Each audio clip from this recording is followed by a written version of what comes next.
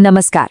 चलिए आज पौराणिक कथाओं के एक ऐसे जबरदस्त संघर्ष की कहानी में उतरते हैं जहां कर्तव्य, सम्मान और नियति सब आपस में टकरा जाते हैं। ये एक ऐसी कहानी है जहां दो लोगों की जिद इतनी बड़ी हो गई कि देवताओं को भी बीच में आना पड़ा। तो इस पूरी कहानी की जो जड़ है वो एक सवाल है, क्या ज्यादा शक्तिशाली है, एक गुरु का आदेश या फिर एक शिष्य की कसम? यही वो सवाल है जो इस पूरे महासंघर्ष के केंद्र में है।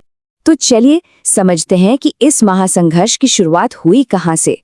इसकी जड़ें जुड़ी हैं एक अपमानित राजकुमारी अंबा से, जिनकी न्याय की खोज ने सब कुछ बदल कर रख दिया। तो हुआ ये कि भीष्म ने राजकुमारी अंबा का अपहरण कर लिया, लेकिन जब अंबा अपने प्रेमी के पास गईं तो वहां से भी उन्हें ठुकरा दिया गया। सोचिए, अब अंबा के पास कोई नहीं था और अपमानित होकर वो न्याय मांगने उसी के पास वापस आई जिसने उनका अपहरण किया था, यानी भीष्म। और यहीं पर आता है कहानी का सबसे बड़ा मोड़, या कहें सबसे बड़ी दीवार, भीष्म की प्रतिज्ञा।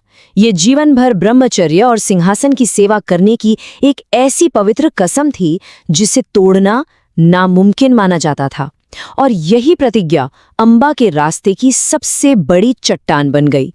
तो जब भीष्म ने अपनी प्रतिज्ञा का हवाला देकर अंबा से विवाह करने से साफ मना कर दिया, तो अंबा हार मानकर नहीं बैठी।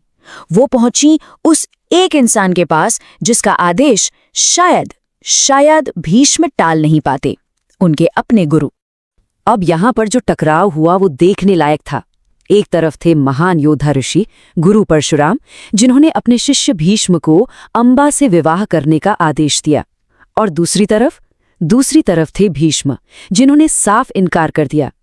ये गुरु भक्ति और सिद्धांत के बीच एक ऐसी गांठ बन गई जो खुल ही नहीं सकती थी।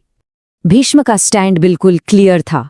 उन्होंने कहा, मेरी प्रतिज्ञा मेरे लिए मेरे जीवन से भी बढ़कर है। और बस इस एक वाक्य ने आने वाले महाविनाश की नींव रख दी। तो जब शब्दों से कोई हल नहीं निकला तो शस्त्रों ने जगह ले ली। ये बहस, ये टकराव अब एक भयंकर युद्ध में बदल चुका था। एक ऐसा युद्ध जहां गुरु और शिष्य अपनी अपनी जिद पर अड़े हुए आमने सामने थे। और ये मत सोचिए कि ये कोई छोटी मोटी लड़ाई थी। ये युद्ध पूरे 23 दिनों तक चला, जिसमें दो महायोद्धाओं ने अपनी पूरी की पूरी शक्ति झोंक दी। इस युद्ध का असर इतना भयानक था कि पूरी धरती कांप उठी, आसमान बाणों से भर गया, बड़े बड़े पहाड़ हिल गए और नदियों तक ने अपना रास्ता बदल लिया। यहां तक कि देवता भी स्वर्ग से इस अविश्वसनीय युद्ध को आश्चर्य से देख रहे थे। देखिए, असल में ये एक ऐसा युद्ध था जिसे कोई जीत ही नहीं सकता था। परशुराम का क्रोध भीष्म की अटूट इच्छा शक्ति से टकराकर थमसा गया था। दोनों में से कोई भी दूसरे को हरा नहीं पा रहा था। जब ये साफ हो गया कि ना गुरु पीछे हटेंगे ना शिष्य, और ये युद्ध प्रलय ला सकता है, तब इस महाविनाश को रोकने के लिए देवताओं को हस्तक्षेप करना पड़ा। हुआ ये कि युद्ध के आखिरी दिन भीष्म ने एक ऐसे दिव्यास्त्र को तैयार किया जो उनके अपने गुरु को ही नष्ट कर सकता था। बस यही वो पल था जब देवताओं को इस महाविनाश को रोकना पड़ा। तो फिर इस युद्ध का नतीजा क्या निकला? कुछ नहीं, एक बराबरी। ना परशुराम का प्रचंड क्रोध जीता और ना ही भीष्म की अटूट इच्छा शक्ति हारी। दोनों की शक्तियां बराबर साबित हुईं और परशुराम ने भी मान लिया कि भीष्म अपनी प्रतिज्ञा नहीं तोड़ेंगे।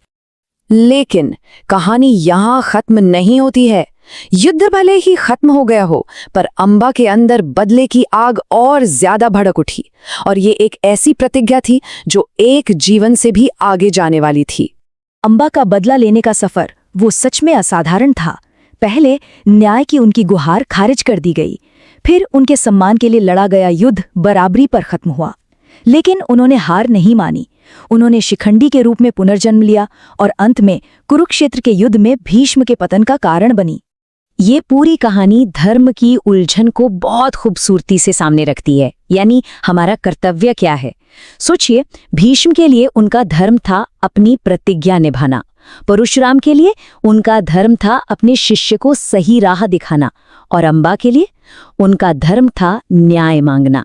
ये कहानी यही दिखाती है कि कैसे कभी-कभी एक इंसान का धर्म दूसरे के लिए अन्याय बन सकता है। तो ये पूरी कहानी हम एक बहुत ही जरूरी सवाल के साथ छोड़ जाती है। एक महान प्रतिज्ञा जो कर्तव्य और सम्मान के लिए ली गई हो, वो आखिर कब और कैसे एक विनाशकारी शक्ति बन जाती है? ये एक ऐसा गहरा सवाल है जिस पर सोचना बनता है।